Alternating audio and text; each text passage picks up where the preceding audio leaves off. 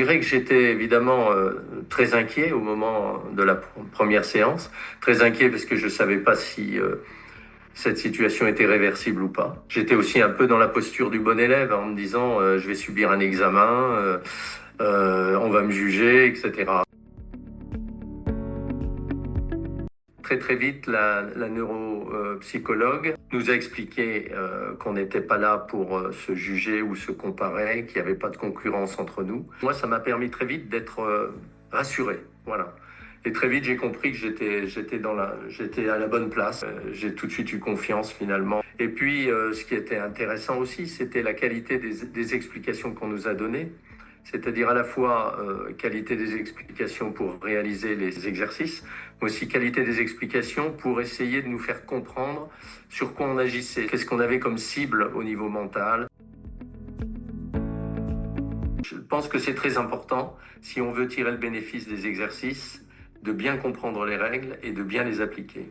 Et donc, s'il y a eu une difficulté au cours de la première séance, c'est peut-être celle-ci. Mais très vite, encore une fois, ces difficultés ont disparu parce que, bon, d'abord, il y a répétition des exercices. Donc, on finit par être entraîné, en quelque sorte. La première séance où, évidemment, on découvre et bon, on ne sait pas comment on va se positionner, comment les choses vont se passer, etc. Je me suis senti tout à fait tranquillisé, soulagé. Enfin, j'abordais les séances avec la neuropsychologue vraiment de façon très déterminée à la fois, mais aussi très détendue. L'ambiance est excellente. Hein. Elle est d'abord bien maîtrisée par la neuropsy qui à la fois est capable gentiment de nous rappeler à l'ordre, puis nous rappeler les règles quand les règles sont un peu complexes à comprendre.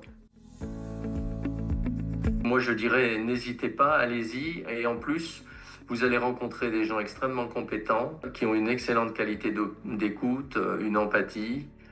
Vous allez rencontrer en fait des professionnels aidants. Et les deux mots sont importants. Professionnels parce que on se pose des questions sur sa performance cognitive. Et donc, c'est intéressant qu'on soit rassuré par des gens qui ont la compétence pour le faire.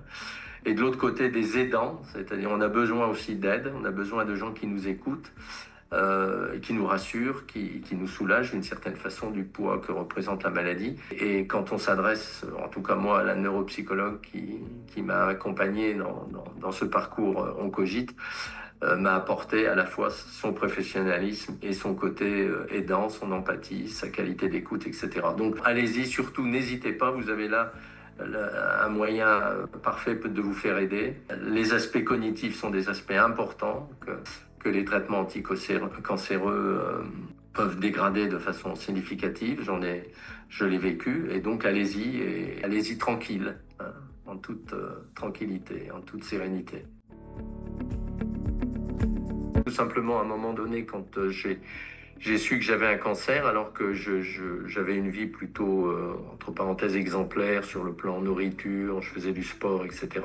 J'étais plutôt en colère, je trouvais ça parfaitement injuste. Et comme j'écris par ailleurs, j'ai écrit plusieurs livres, j'ai choisi de mettre des mots sur cette colère pour me rendre compte progressivement que cette colère ne servait absolument à rien, si ce n'est peut-être à me soulager, qu'il était pour moi plus important de parler de cette expérience de la maladie et de la transmettre, de la partager avec d'autres patients, en espérant que ces autres patients eux-mêmes, en lisant mon bouquin, trouveront les mots qui vont les aider aussi à combattre la maladie.